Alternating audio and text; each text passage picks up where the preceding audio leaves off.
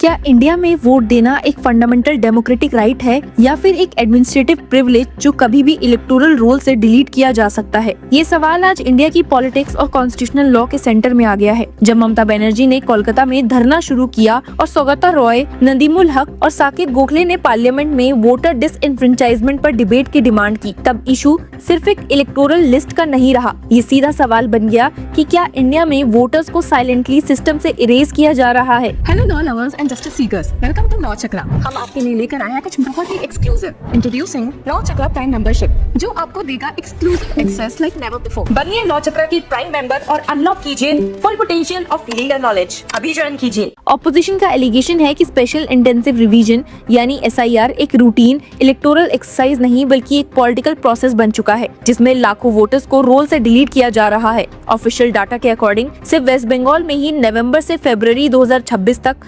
लगभग 63.66 लाख वोटर्स के नाम इलेक्टोरल रोल से डिलीट हो चुके हैं। ये टोटल इलेक्टोरेट का करीब 8.3% है। अगर नंबर्स को सिंपल लैंग्वेज में समझा जाए तो बंगाल का वोटर बेस जो पहले 7.66 करोड़ था, वो अब गिरकर 7.04 करोड़ के आसपास रह गया है। और सिर्फ डिलीशन ही नहीं, अराउंड 60 लाख वोटर्स को अंडर एडजुडिकेशन कैटेगरी में डाल दिया गया है, जिसका मतलब है कि उनका वोटिंग राइट अब जुडिशियल स्क्रूटनी पर डिपेंड करेगा। ऑपोजिशन इसी को मास डिसइंफ्रेंचाइजमेंट कह रही है। ममता बनर्जी ने इस प्रोसेस पर शार्प अटैक करते हुए कहा, special intensive revision is turning millions of voters into outsiders in their own country. ये स्टेटमेंट पॉलिटिकल रिटोरिक जरूर है, लेकिन इसका लीगल इम्प्लीकेशन भी उतना ही सीरियस है, क्योंकि इंडियन कॉन्स्टिट्यूशन का आर्टिकल 326 एडल्ट सफरेज का प्रिंसिपल एस्टैब्लिश करता है, यानी हर एडल्ट सिटीजन को वोट का राइट है subject to reasonable restrictions. Problem तब शुरू होती है जब एडमिनिस्ट्रेटिव एक्सरसाइज और कॉन्स्टिट्यूशनल राइट्स के बीच में कंफ्लिक्ट क्रिएट हो जाता है। इलेक्शन कमीशन ऑफ इंडिया का कहना है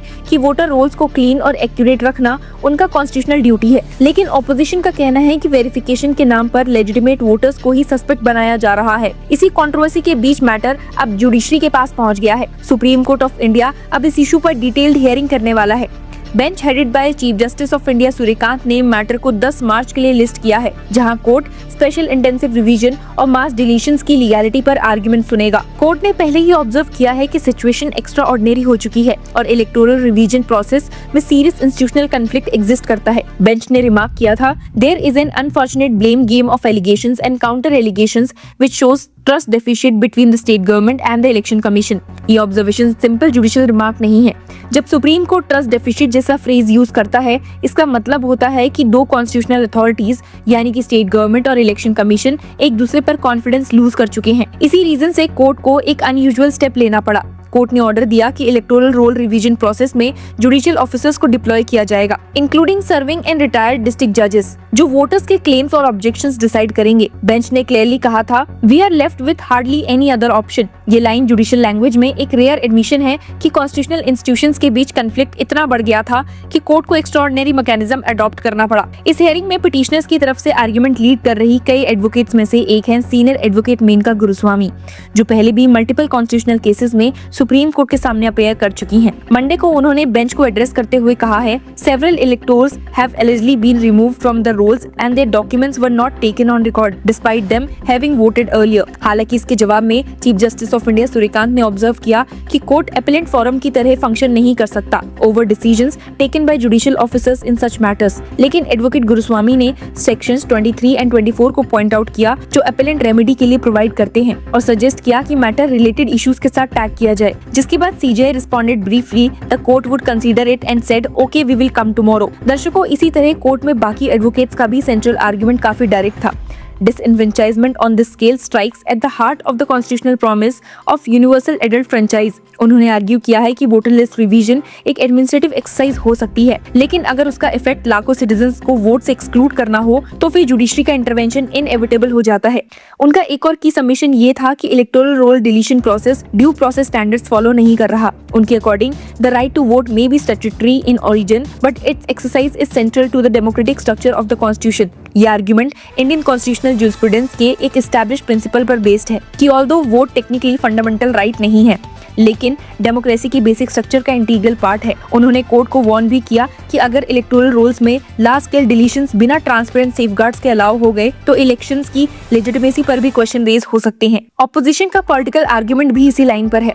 सुगाता रॉय ने लोकसभा में एडजर्नमेंट मोशन नोटिस दिया है, जिसमें उन्होंने डिमांड किया कि वोटर डिसएनफ्रेंचाइजमेंट पर इमीडिएट डिबेट हो। राज्यसभा में नदीमुल हक और साकेत गोखले ने रूल 267 के under suspension of business notice दिया। रूल 267 नॉर्मली तब यूज होता है जब ऑपोजिशन किसी अर्जेंट नेशनल इशू पर नॉर्मल पार्लियामेंट्री बिजनेस सस्पेंड करके डिबेट चाहता है। पॉलिटिकल टाइमिंग भी इस कंट्रोवर्सी को और सेंसिटिव बना रहा है। बंगाल और कुछ और स्टेट्स में असेंबली इलेक्शंस अप्रोच कर रही हैं। इलेक्टोरल रोल्स का शेप डायरेक्टली कॉन्स्टिट्यूएंसी लेवल पर आउटकम्स को इन्फ्लुएंस कर सकता है। इसीलिए क्रिटिक्स कह रहे हैं कि वोटर लिस्ट रिवीजन का इम्पैक्ट सिर्फ एडमिनिस्ट्रेटिव नहीं बल्कि इलेक्टोरल मैथमेटिक्स पर भी पड़ सकता है। ऑपोजिशन का एक और कंसर्न ये है कि एडजुडिकेशन प्रोसेस एक्सट्रीमली स्लो हो सकता है। कोर्ट रिकॉर्ड्स के according around 8 lakh claims and objections examine करने हैं। अगर हर जुडिशियल ऑफिसर रोज 250 केसेस भी डिसाइड करे तो भी प्रोसेस को मंथ्स लग सकते हैं।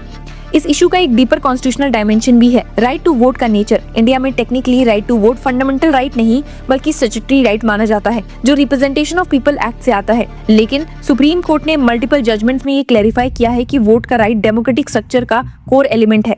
इसीलिए कोर्ट ने इंश्योर करने की कोशिश की है कि एडजुडिकेशन प्रोसेस इंडिपेंडेंट हो। कोर्ट ने डायरेक्शन दिया है कि जुडिशियल ऑफिसर्स जो डिसीजंस लेंगे उन्हें ऑर्डर्स ऑफ कोर्ट माना जाएगा। इसका मतलब है कि एडमिनिस्ट्रेटिव ऑफिसर्स की जगह जजेस वोटर एलिजिबिलिटी डिसाइड करेंगे। ये स्टेप एक्स्ट्रॉर्डिनरी इसलिए भी है क्योंकि नॉर्मली इलेक्शन कमीशन अपने ऑफिसर्स के थ्रू इलेक्टोरल रोल्स हैंडल करता है।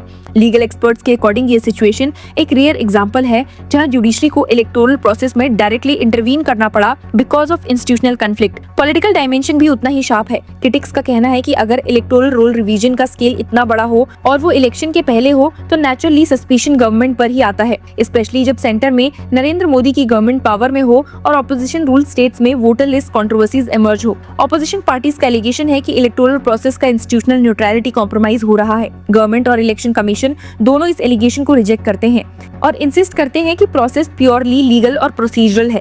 लेकिन जब इशू सुप्रीम कोर्ट तक पहुंच जाए और कोर्ट को खुद कहना पड़े कि ट्रस्ट डेफिसिट एग्जिस्ट करता है तो डिबेट सिर्फ एडमिनिस्ट्रेटिव प्रोसीजर तक लिमिटेड नहीं रहती, वो डेमोक्रेटिक लेजिटिमेसी का क्वेश्चन बन जाती है। इसीलिए 10 मार्च की हियरिंग इंपॉर्टेंट होगी। कोर्ट को डिसाइड करना होगा कि स्पेशल इंटेंसिव रिवीजन एक लेजिटिमेट इलेक्टोरल एक्सरसाइज है या फिर वो कॉन्स्टिट्यूशनल लिमिट्स क्रॉस कर चुकी है, क्योंकि एंड में डेमोक्रेसी की सबसे सिंपल डेफिनेशन वही है जो कॉन्स्टिट्यूशन ने डेकेड्स पहले एस्टैब्लिश की थी, 1 पर्सन 1 वोट। और जब लाखों लोगों का वोट सडनली क्वेश्चनेबल बन जाए तब डिबेट सिर्फ इलेक्टोरल लिस्ट का नहीं होता बल्कि डेमोक्रेसी के मीनिंग का होता है। आपका इस न्यू अपडेट पर क्या कहना है, हमें जरूर बताइए।